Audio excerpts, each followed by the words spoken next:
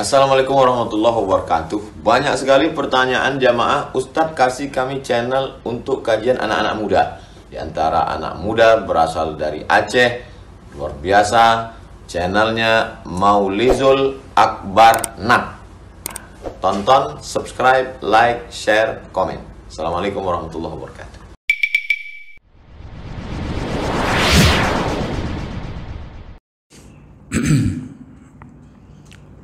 Assalamualaikum warahmatullahi wabarakatuh.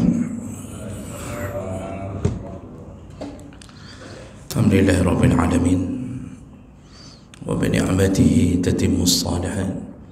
Asyhadu an la ilaha illallah wahdahu la syarika lah wa asyhadu anna Muhammadan 'abduhu wa rasuluhul karim. Allahumma shalli wa sallim ala nabiyyina wa sayyidina al-Mustafa Muhammadin wa ala alihi wa ashabihi ajma'in, amma ba'd. Rabbi shrah li sadri wa yassir li amri wa hlul 'uqdatam min lisani yafqahu qawli. Segala puji bagi Allah, kemudian salawat dan salam kepada Rasulullah, pada keluarga dan seluruh sahabat-sahabatnya yang Allah muliakan insyaAllah. Bapak-bapak, ibu-ibu yang berhadir karena Allah, dan mudah-mudahan setiap langkah kita menjadi pahala di sisi Allah Subhanahu wa ta'ala. Bapak ibu yang Allah muliakan,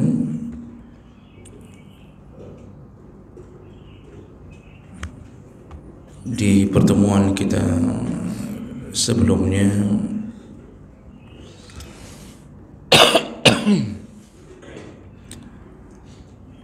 kita sudah membahas tentang masalah zakat, dan itu sudah selesai pembahasan baik zakat harta maupun zakat fitrah. Itu sudah selesai kita bahas. Lalu kita mengambil kesempatan membahas sedikit di bab persiapan Ramadan.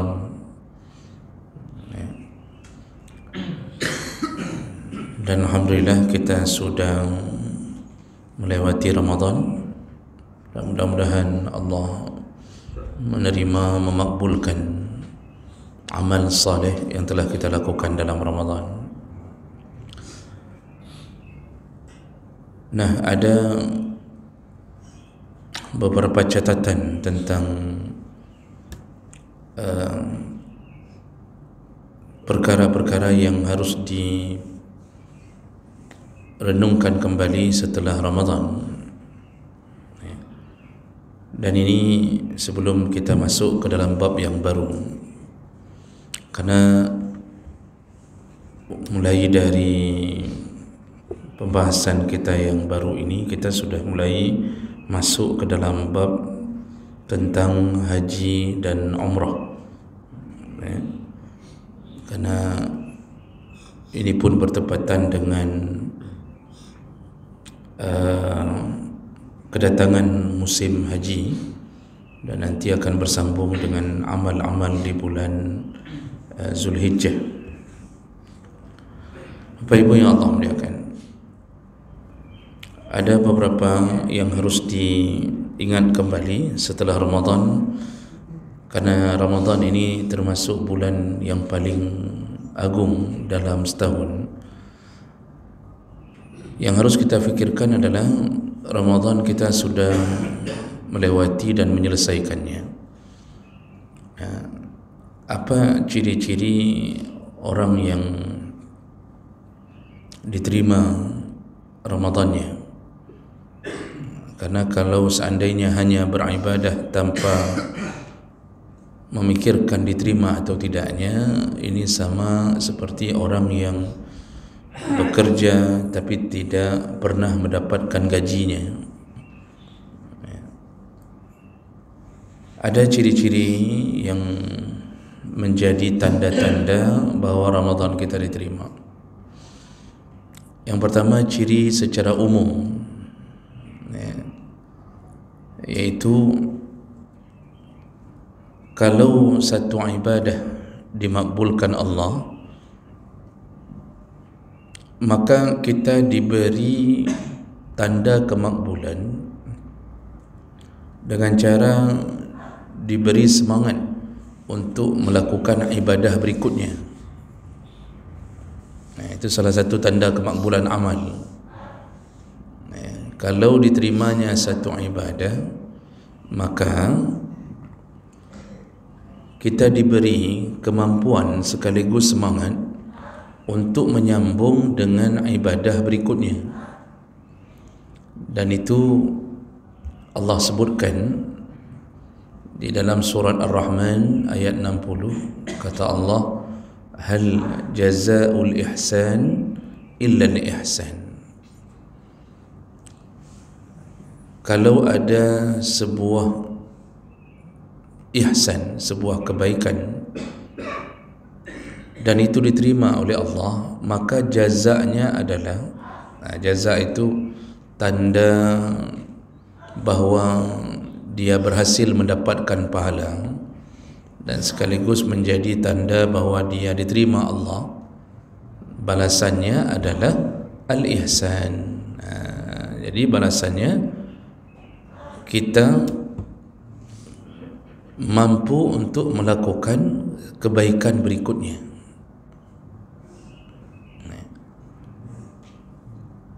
Sederhananya begini, kalau kita sudah melakukan salat, maka tanda salat kita itu berbuah atau memberi hasil. Begitu ringannya kita menyambung dengan amalan yang lain. Contohnya seperti salat ba'diyah, atau ketika datang waktu duha, juga ringan kita melakukan waktu duha. Jadi terus diberikan Allah ni balasannya. Nanti balasannya diberi semangat terus melakukan ke depan. Begitu juga misal orang diterima zakat fitrahnya, maka salah satu tanda kemakbulannya adalah dia bersemangat untuk melakukan sedekah-sedekah yang lain. Jadi kan tedang bak zakat fitrah mentang, karena ada orang model tidak pernah mengeluarkan harta, dia yang keluarkan hanya pada waktu yang wajib saja. Itu boleh, tapi belum tentu diterima seandainya kita kok tidak semangat untuk memberi sesuatu dari harta kita setelah kita keluarkan zakat itu. Kalau orang pulang haji, maka apakah setelah pulang haji kemudian langsung meredup, wah haji du rumah hantum ja'ali tahu mayang temayang jamaah hanali, itu menunjukkan hajinya kemungkinan besar haji mardud, bukan haji makbul. Seharusnya pulang haji itu tanda-tanda makbulnya adalah dia bersemangat melakukan terus ibadah yang lain, dan itu diberi semangat oleh Allah. Begitu juga dengan Ramadan. Habis puasa, lalu orang mengira ya sudah selesai, dan dia tidak lagi melakukan amal saleh yang lain. Habis Ramadan tidak pernah nampak lagi di masjid. Waktu dalam Ramadan, Masya Allah, tarawih sang-sang, tak payah ada peraya menasah sang-sang. Habis Ramadan nak nampak lagi, tunggu Ramadan tahun berikutnya. Jamaah tak pernah lagi, kemudian baca Quran tak pernah lagi. Ini aneh. Suatu amal besar kita lakukan, ciri makbulnya seharusnya bersambung. Ini puasa-puasa sunnah seharusnya juga menjadi bahagian tanda kemakbulan. Jadi habis Ramadan tu kita ingin lagi melakukannya, dan itu diberi oleh Allah hidayah itu. Ya, salah satunya puasa Syawal. Kalau ada keinginan kuat, ada Ramadan, selalu kita berusaha untuk bisa mendirikan atau melaksanakan puasa Syawal. Itu tanda kemakbulan Ramadan. Maka menjadi sebuah hal yang patut diwaspadai ketika habis Ramadan tak ada rencana puasa Syawal. Jangan negop nak rencana kali nak puasa 6. Kita sering puasa 6. Kemudian kita menjawabnya, home anak doa begah domnya. Ini tak tahulah. Hai rencana nak cuma home anak doa begah menyang berdemang luncur. Kalau ndak ada kesempatan, kayak mana lah kita buat jadinya. Nah, ini kita ndak berusaha. Jadi kita pasrah begitu saja, entahlah. Padahal itu menjadi tanda semangat puasa Syawal itu kan bersambungan fadilahnya dengan Ramadan. Kan Rasulullah mengatakan, man sama Ramadhana summa itba'ahu sittam min Syawal. Barang siapa yang sudah selesai atau sudah menyempurnakan Ramadannya, lalu dia menyambung dengan puasa Syawal. Dia menyambung dengan puasa Syawal selama 6 hari. Fakana qasiyamid dahr, maka pahalanya sama seperti pahala puasa setahun. Hanya dengan tambah 6 hari sudah dihitung seperti pahala puasa setahun penuh. Hanya dengan tambah 6 hari, tidak perlu tambah 11 bulan berikutnya. Hanya dengan tambah 6 hari. Bayangkan pahala yang diterima bagi yang menambahi puasa Syawal. Dan itu mampu dilakukan apabila Ramadan itu diterima oleh Allah. Jadi semangat kita menghitung hari. Ini tinggal berapa hari ini pada Syawalnya? Orangnya tinggal kurang belas Syawal ya. 20 Syawal. Tinggal waktu Pak 10 hari lagi dengan hari ini. Sungguh merugi orang yang tidak merencanakan dan patut berhati-hati kenapa tidak semangat. Jadi lewat begitu saja, lewat begitu saja. Ada apa sehingga orang lain sudah selesai puasa 6, kita tidak melakukan apapun, padahal kita kadang-kadang teduh di rumah kan, apalagi yang ke pensiun-pensiun, baik pensiun tua maupun pensiun muda, tidak semangat. Ini wajib berfikir ulang, ada apa dengan Ramadan saya? Karena ciri diterimanya satu amal, diberi oleh Allah kemampuan beramal berikutnya. Karena amal kita ni Pak, itu tidak putus-putus. Kapan kita memutuskan amal? Kalau Israel sudah berada di hadapan kita, baru putus amal. Jadi jangan sampai dibisik syaitan, kaji Ramadan mudah kaji ka mantap nyan pi ka katim puasa ka luar biasa nyan. Jadi jangan berfikir bahwa itu sudah selesai Ramadan itu, tidak ada cerita amal itu selesai sampai kita berhadapan dengan malaikat maut. Baru putuslah amal. Yang tertinggal hanya jariah, tapak kaki yang pernah kita tinggalkan di belakang. Jadi jangan sampai lewat Syawal tanpa semangat itu. Di dunia ketika kita ditawarkan dengan bonus-bonus. Jadi misal ada iklan beli 2 dapat 5, misal. Okay? Ada yang tulis bonusnya beli 2 dapat 4, ada yang beli 2 dapat 3. Baru ditulis beli 2 dapat 3 apa? Bertuh urang. Ya. Itu beli 2 dapat bonus 1, bertus urang. Ya, untuk mendapatkan bonusnya. Padahal ujungnya sebenarnya kena tipu juga, kalau dihitung 3 juga sebenarnya kan. Tapi orang Masya Allah berebut. Hari ini Allah menawarkan tambah 6 hari dapat pahala seperti engkau puasa setahun. Puasa setahun itu kan tiap hari berarti. Sedangkan kita tak mampu puasa setiap hari. Tapi orang tak semangat melakukannya. Alah, daging lain tu. Yang kata tinggal 10 orang tu yang daging. Dia bukan begitu Pak. Jadi ini perkara yang patut diperhatikan di awal. Hal jazaa'ul ihsan illa al-ihsan. Nah, jadi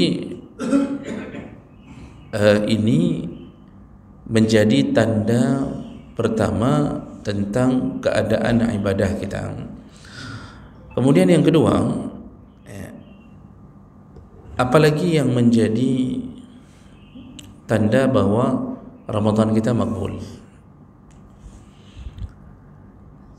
Coba perhatikan di akhir ayat tentang Ramadan. Di situ Allah ingin memberitahu tentang tanda kalau Ramadan kita diterima. Jadi Ramadan itu dimulai ayatnya dari mana, Pak? Dari Al-Baqarah 183, yaitu ya ayyuhalladzina amanu kutiba alaikumusiyam.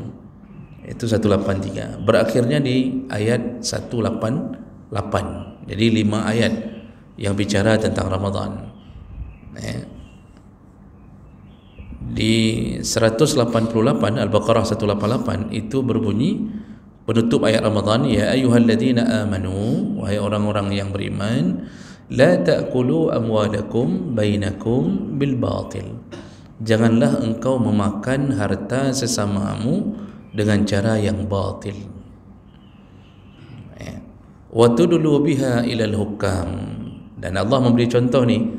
Allah kasih contoh, dan cara engkau memakan harta saudaramu dengan cara batil, salah satu contohnya, dan mungkin contoh ini paling sering dilakukan di masa lalu. Apa dia? Engkau membawa perkaranya kepada hakim. Waktu dulu biha ilal hukam. Engkau membawa perkaranya kepada hakim. Litakulu fariqam min amwalin nas bil ismi.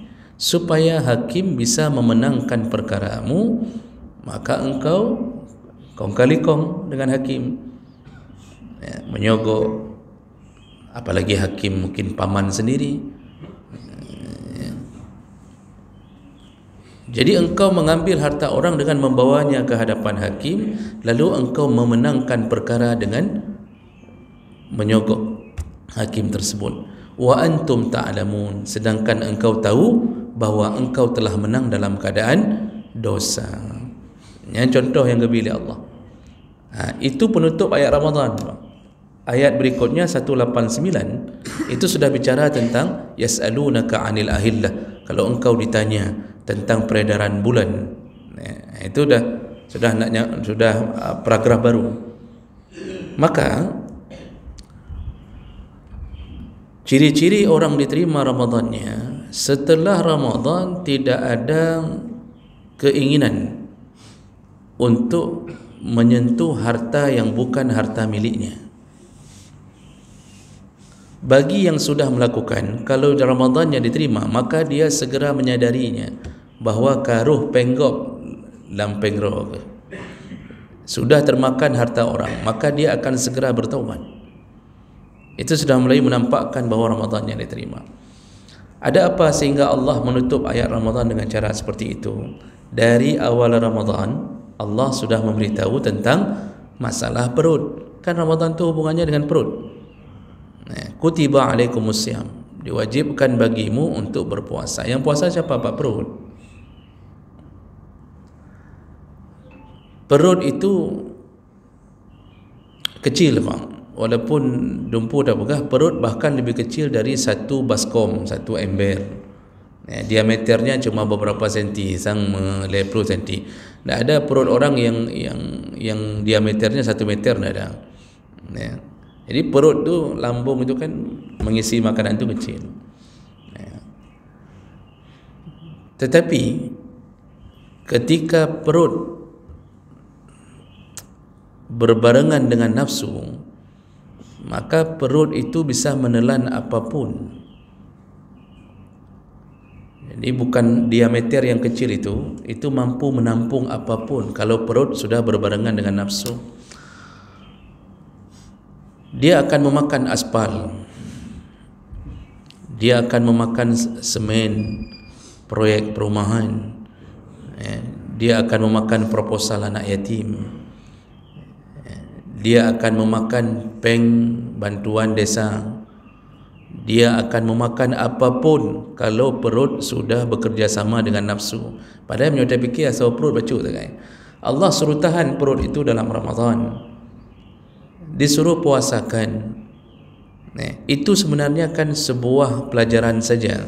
Yang Allah inginkan adalah setelah engkau menahan diri perutmu selama sebulan, setelah itu pelajarannya jangan lagi engkau masukkan ke dalam perut itu milik orang lain. Itu sebenarnya yang menjadi tanda Ramadan berikutnya. Tidak lagi memakan harta orang, baik dalam kapasitas kecil maupun yang besar. Jadi hana ada jejer bang. Sampai kalau ada pohon mangga tetangga, buahnya jatuh, dibolehkan, apakah dibolehkan kita mengambil buah itu tanpa seizin pemiliknya? Bagi orang yang Ramadannya makbul, dia tidak perlu berfikir hukum fikih. Hatinya saja sudah mengatakan nyo ada gopnya, walaupun nyo ada gop. Hang dia cok, tak berani dia ambil, kecuali dia memanggil dulu tetangganya, nyo pak na buah mamplam mereknya pada mana. Kibarnya apa lempulang kenan apa nabi izin. Begitu itu tanda dia tak berani ambil. Jadi kedak pasapan buah mamplam gom red di biu bagai, karena tetap pada dasarnya buah mengikuti pohon.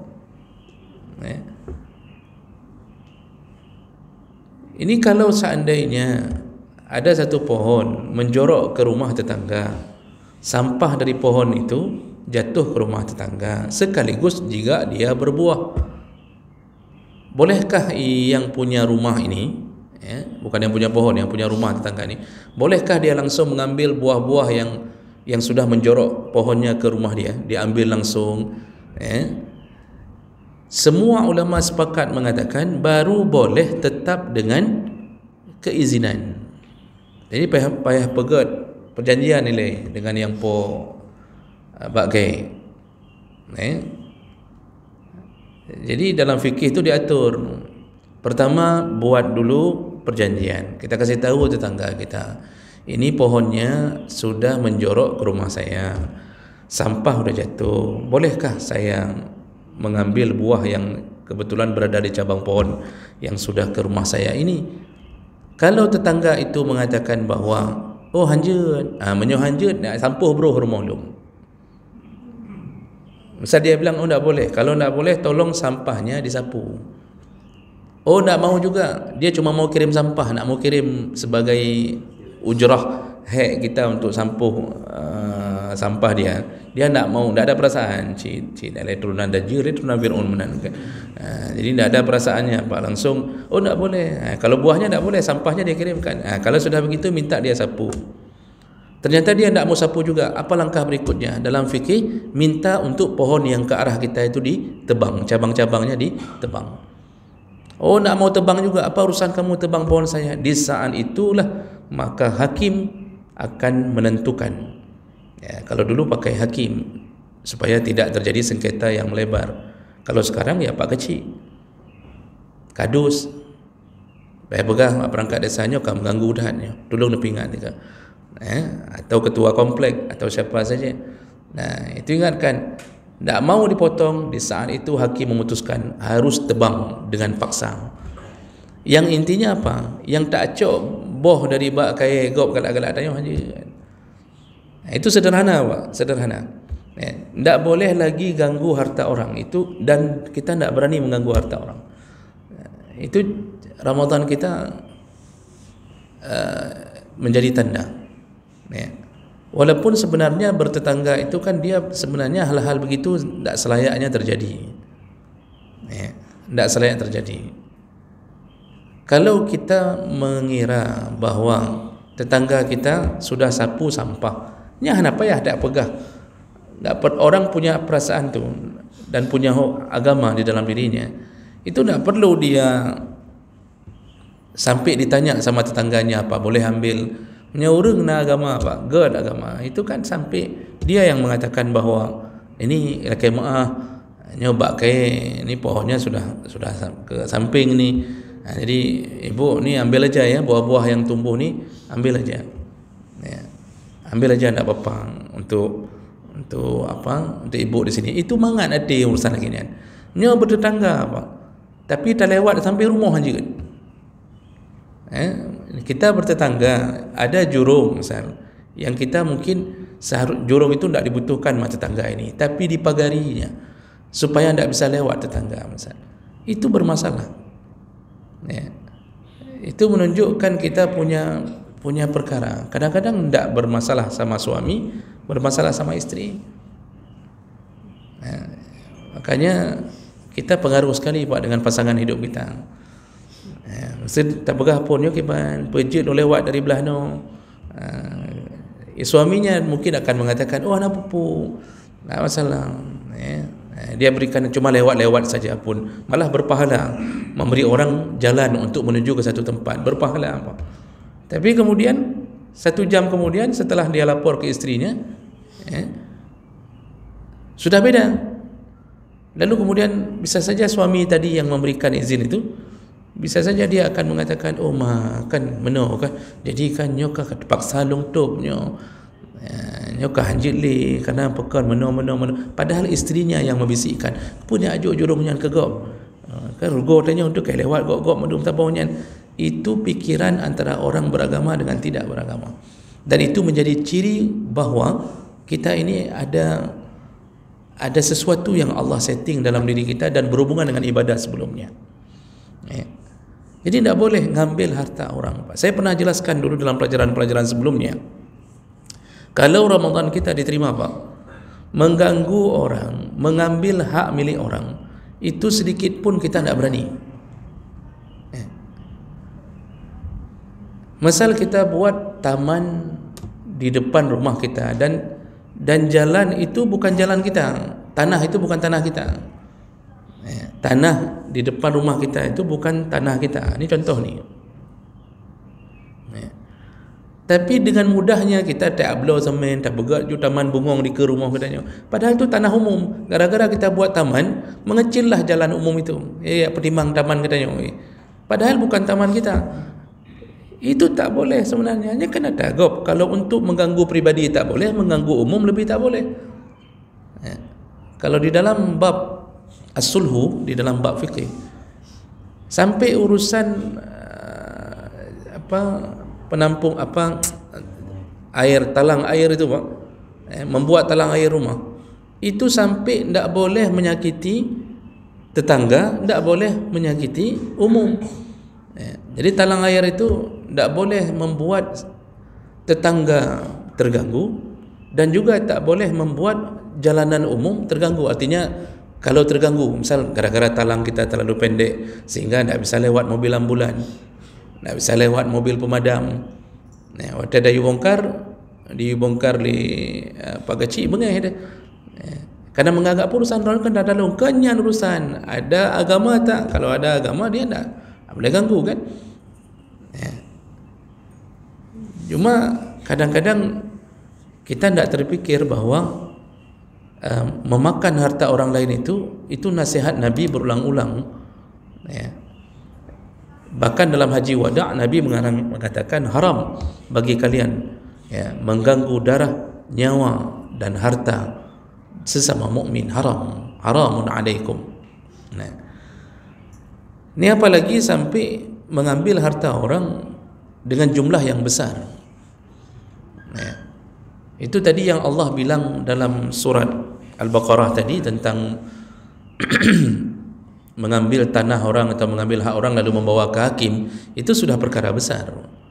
Karena Nabi SAW itu pernah mengingatkan dalam hadis dari Abu Sa'id Al-Khudri, Rasulullah mengatakan, man akhaza shibran, barang siapa yang mengambil sejengkal dari tanah orang, yang mengambil sejengkal, caranya dia menggeser patok tanah orang. Jadi bisa saja terjadi di samping rumah kita sendiri.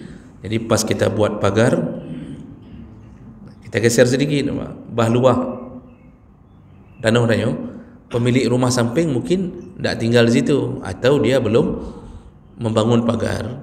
Bisa saja dia tinggal di luar segala macam. Kita bangun pagar, Pak. Kita geser tanah orang sedikit. Kita geser tanah orang. Yang digeser cuma shibran. Shibran tu gini, ini shibran ni jengkal. Satu jengkal tu berapa senti, 15 senti lah. Sekitar 15-20 senti lah. Nah, shibran engkau geser patok tanah orang. Apa yang terjadi nanti?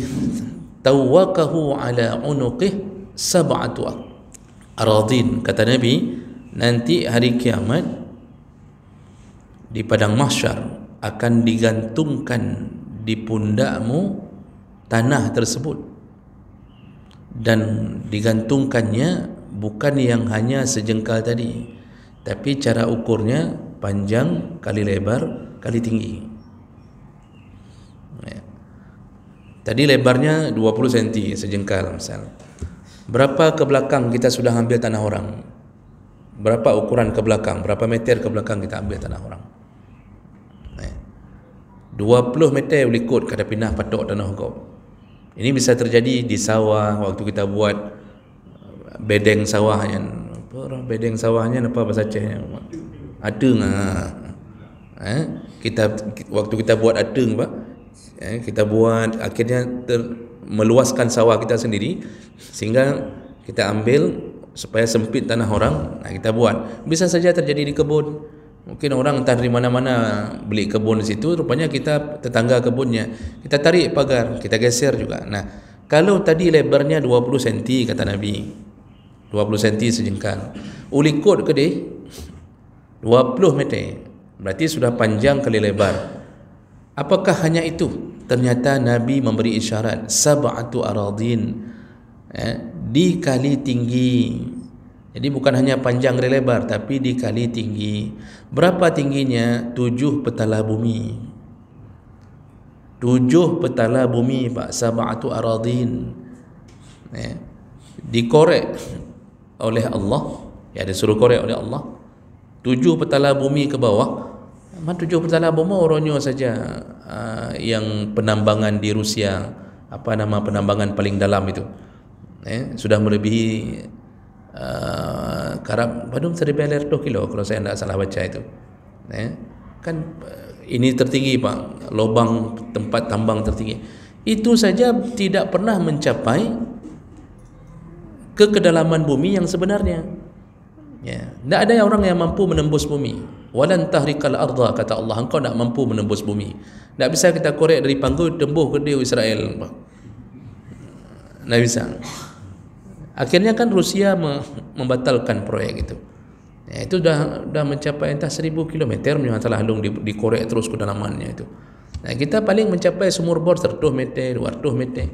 Tapi ini 7 petala bumi dikorek oleh Allah, diletakkan di atas pundak, bawa di padang mahsyar, berdiri 50.000 tahun, ada barang gop yang kita coknya. Membayangkan diletakkan di atas pundak kita, disuruh letakkan plastik kereh-keroh saja, Mak. Tak usah tanah lah, plastik kereh-keroh you peduk 50,000 ton, you peduk ada daku dia. Diikat, Pak. Satu plastik kereh-keroh diikat di leher ni, disuruh bawa 50.000 tahun, berdiri bawa itu saja. Hanjra ada, Pak. Bagaimana dengan tanah orang? Makanya itu ayat Allah ingin kasih tahu, kalau Ramadan engkau benar, Ramadan engkau baik, maka ciri-cirinya adalah engkau tak lagi memakan harta orang dengan cara zalim. Sekarang paling mudah makan harta orang dengan cara zalim bagaimana, Pak? Kalau tadi itu mungkin perlu keberanian, diam-diam memindahkan patok tanah. Sekarang yang paling mudah memakan harta orang, dan ini menunjukkan orang itu bermasalah tiap tahun dengan Ramadannya. Apa dia? Setelah berutang tak bayar. Itu yang paling mudah lakukan orang. Habis berutang tidak bayar. Dan bak mutang apa? Semangat datang mutang. Watai bayar? Semangat je, tapi semangat peluang. Bukan semangat bayar, Pak. Semangat dia lari. Dan di mana-mana saya sempat mengatakan bahawa lebih palih orang mutang hana bayar daripada pencuri. Cuba bapa ibu bayangkan, pencuri palis. Pencuri itu memang sudah palis, Pak. Bahkan kalau mencuri di rumah tetangga, itu 10 kali lipat dosa yang dicatat oleh Allah. Mencuri di komplek orang lain, itu sudah dapat dosa besar. Mencuri di rumah tetangga, di komplek sendiri, itu 10 kali lipat dosanya. Dia sakiti orang yang akan menolong dia. Jadi tetangga itu maksudnya tidak mesti di samping rumah, satu komplek, Pak. Makanya banyak pencuri kalau faham ini, dia mencurinya ke kampung lain, Pak. Hanya cuma kampung Roy. Tapi kalau sudah mencuri di rumah tetangga, itu berat dosanya. Nah sekarang pencuri itu kalau mau memasuki rumah kita, apa yang dia tunggu, Pak? Dia tunggu kita tak ada di rumah. Sedangkan orang berhutang, apa yang dia tunggu? Dia tunggu kapan kita ada di rumah.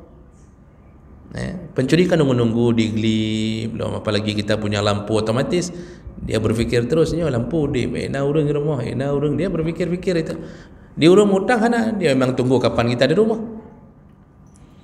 Pencuri untuk masuk ke rumah kita itu perlu bawa alat. Perlu bawa palu, perlu bawa linggis, perlu bawa anyo, bawa aji.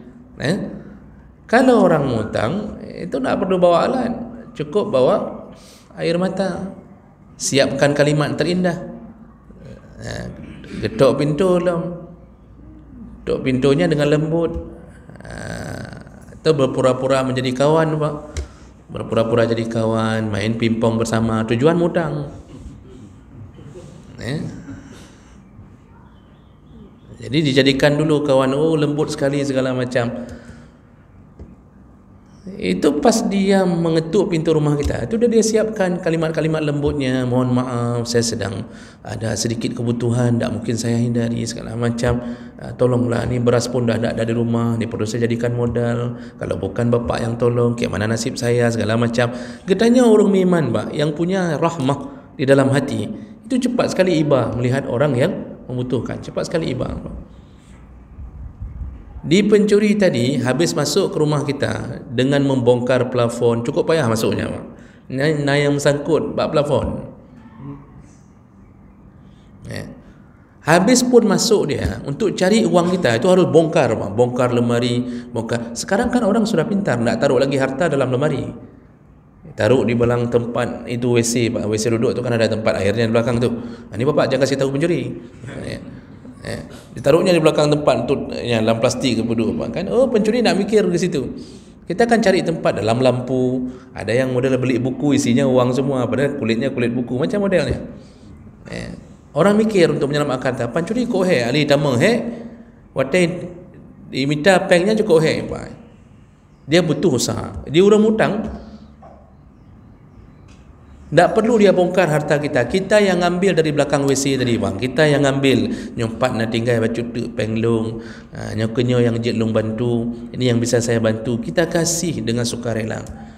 Pencuri melarikan diri tak pernah kembali. Orang hutang pun tak pernah kembali setelah dia mendapatkan hutang kita dengan begitu mudahnya. Pertanyaannya, so palih pencuri dengan orang hutang? Tak ada jawapan. Palih orang hutang, Bang. Kaji baik dipikir apa leh orang hutang kan. Itulah tanda Ramadan dia tidak diterima kalau tidak ada rencana mengembalikan. Itu termasuk la ta'kulu amwalakum bil batil. Jangan engkau makan harta sesamamu dengan cara batil. Cukup banyak apa orang hari ini yang tidak takut. Dia fikir dia bisa selesai di dunia hanya dengan melarikan diri. Nah, jadi yang sudah melewati Ramadan berfikir kembali, pekan hati lung mentang benak tat lung cok harta go. Kalau ini sudah ada perasaan takut, itu insya-Allah Ramadan kita tanda-tanda akan makbul. Terima. Jadi makbul amal itu, Pak, itu bukan setelah Ramadan langsung ditulis makbul ya, makbul ndak. Sama kayak orang pulang haji. Apakah begitu sampai di Bandara Sultan Iskandar Muda lalu dia sujud syukur langsung makbul ndak. Makbul tidak makbulnya amal itu dipending oleh Allah sampai dia mampu ndak mempertahankan amal itu sampai ke sakaratul mautnya. Jadi jangan salah-salah faham mengira kiban Ramadan bereng 10 terakhir baru lungu iktikaf ana lumpiu. Itu perkara yang patut kita waspadai dengan keadaan kita yang mengira bahawa kita ini tidak ada masalah setelah Ramadan. Itu ciri-ciri yang Allah sebutkan. Nah, yang terakhir Pak, yang terakhir pertanda bahawa satu amal kita seperti amal besar Ramadan diterima adalah tidak lagi kembali bermaksiat. Tidak lagi kembali bermaksiat, karena termasuk pembatal amal iaitu dengan cara mengulang maksiat. Maka kan Allah Subhanahu wa taala kan menceritakan tentang seorang perempuan yang bernama Ritah Al-Hamqa. Seorang perempuan bernama Ritah Al-Hamqa. Dalam tafsir Ibnu Katsir ada beberapa nama. Jadi namanya tidak jelas, tapi nama yang paling masyhur disebut Ritah Al-Hamqa di surat An-Nahl ayat 92. Apa yang Allah katakan? Wala takunu kallati naqadat ghazlaha min ba'di quwwatin ankatha. Janganlah engkau menjadi seperti seorang perempuan yang sudah menenun, memintal benangnya, memintal baju, lalu kemudian angkasa, dia uraikan kembali. Diuraikan kembali. Jadi sudah dijadikan baju, diuraikan kembali. Nah, disitulah para ulama tafsir mengatakan siapa dia yang dimaksud oleh Allah. Banyak yang merujuk kepada kisah Ritah Al-Hamqa. Jadi Ritah Al-Hamqa ni dia hidup di ada yang mengatakan dia hidup di zaman Nabi sallallahu alaihi wasallam. Dia sudah lama tidak menikah. Jadi karena keinginan orang tuanya agar untuk mendapatkan keturunan, akhirnya Ritah ini menerima lamaran dari siapapun tanpa seleksi, karena kadrib mana menikah. Makanya kan orang Pak kalau sudah lama tak menikah tu, waktu muda kan nyobek, jihbek, segala macam bek kan, seleksinya kuat. Begitu sudah umur-umur atas 30 tahun, siapa sajalah. Kan begitu sistemnya. Nah, Ritah ini akhirnya dilamar oleh seorang laki-laki yang karena dia butuh, orang tuanya butuh keturunan, akhirnya dia tidak seleksi lagi. Dan apa yang terjadi Pak? Ternyata yang melamarnya itu bukan orang yang baik, bukan suami yang baik, cuma menikah sekitar berapa bulan lalu mengambil harta Ritah, lalu kemudian melarikan diri. Akhirnya dia kembali menjadi janda. Dari awalnya tidak janda, lalu menjadi janda dalam keadaan lebih parah lagi. Dia stres, frustasi, depresi, lalu akhirnya dalam tafsir sebutkan dia mimpikan anak, ternyata dapat suami yang model begitu. Anak tak dapat, ditipu sama suaminya. Lalu karena dia depresi, dia mencari benang Pak. Tiap hari dia membuat baju untuk bayi. Dalam tafsir sebutkan tiap hari dia buat baju dari pagi itu untuk bayi, dia buat. Begitu bajunya sudah selesai dalam hitungan hari, lalu setelah itu dia tarik lagi benang itu. Dia tarik lagi karena depresi, dia tarik lagi. Nanti sudah terurai, dia buat lagi. Karena dia orang tuanya pun selalu mencita-citakan dia begitu, sehingga akhirnya langkahnya kebablasan begitu. Lalu Allah menyebutkan janganlah engkau menjadi seperti dia. Maksudnya itu kiasan bagi orang yang sudah melakukan Ramadan, bagus sekali puasanya, bagus sekali ibadah qiyamul lailnya, lalu habis Ramadan ditariknya lagi semua pahala itu, dihancurkan lagi semua pahala itu. Caranya bagaimana? Bermaksiat kembali. Dalam Ramadan kau ke jaga alihnya, habis Ramadan mulai lagi kembali melihat pornografi, kemudian mulut pun tak tahan-tahan, caci maki segala macam. Ini semuanya adalah perkara yang bisa menyebabkan bahawa ternyata kita tidak mendapatkan apapun dari Ramadan kita. Baik, jadi Bapak Ibu yang Allah muliakan, ini yang menjadi apa istilahnya peringatan bagi kita dari ayat-ayat yang disebutkan oleh Allah Subhanahu wa taala sebagai pengawal kehidupan kita setelah Ramadan. Jadi insya-Allah minggu yang akan datang baru kita mulai membahas tentang haji dan umrah sampai ke masa haji. Itu akan terus berlanjut tentang fikih kurban insya-Allah. Nah, ini nanti masalah haji dan umrah ni Pak, tidak saya gambarkan dengan detail sekali karena nanti ini kalau detail sekali pun dia butuh waktu panjang dan itu diperuntukkan untuk orang yang berhaji. Kalau kita bahas sekarang terlalu detail, nanti waktu berhaji juga tetap akan lupa. Ya, sama kayak anak-anak TK hari ini ketika diajarkan manasik haji dan umrah, itu salah satu daripada kebodohan yang dilakukan. Anak TK ada penuh haji umrah, kumpul di lapangan Hira. Dipikir udah bagus sekali program itu. Padahal program itu program menghancurkan uang wali murid cuma. Wali murid buat beli kain ihram, kemudian beli ini beli itu, uang untuk administrasi, uang makan segala macam, habis peng wali murid. Dia ada TK tak penuh haji dan umrah. Mereka kan kalau seandainya kita berikan haji prosesi haji dan umrah itu kan cuma hanya sekedar main-main pepet tak kain ada. Lari sana lari sini. Inilah program tak ada kerja. Jadi hanabut minta but. Sama kayak program makan siang gratis yang kemenan contoh ni. Hanabut minta but. Jadi jemaah melakukan Allah, ini pelajaran kita pada subuh hari ini.